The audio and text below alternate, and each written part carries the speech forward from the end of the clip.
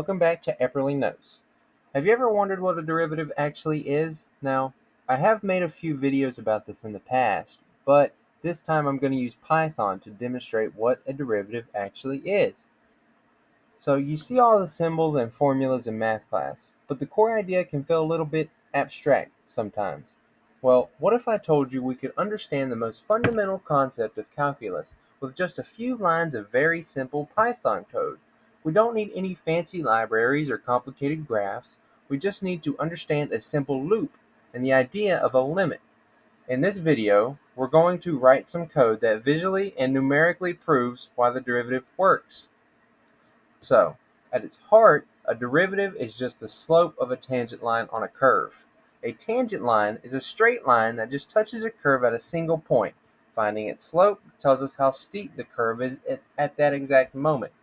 The problem is that you can't calculate the slope of a line with just one point. You need 2 points. This is where the magic of calculus actually comes in.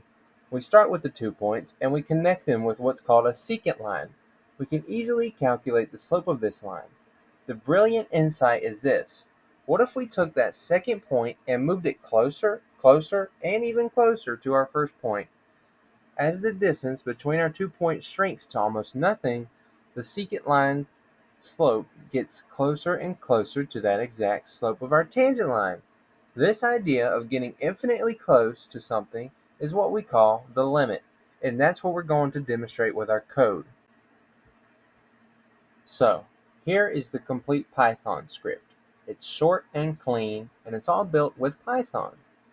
First, we define a simple function, f of x equals x squared. This is the curve we're working with. It's just a simple parabola. Next, we choose our point of interest, x equals 3. We also know that the true derivative of this function at x is exactly 6. Our code's job is to prove that our approximation will get closer and closer to this number. So we start with a large step size, h equal to 1. This h represents the distance between our 2 points. We then use a for loop to repeat the process 10 times, making h 10 times smaller in each iteration. Inside the loop, this single line is the most important part. It's the numerical representation of our secant slope formula, the change in y divided by the change in x. And finally, we print our results so we can see how our calculated slope and the error change with each step. Alright, let's finally run our script and see what happens. Look at that!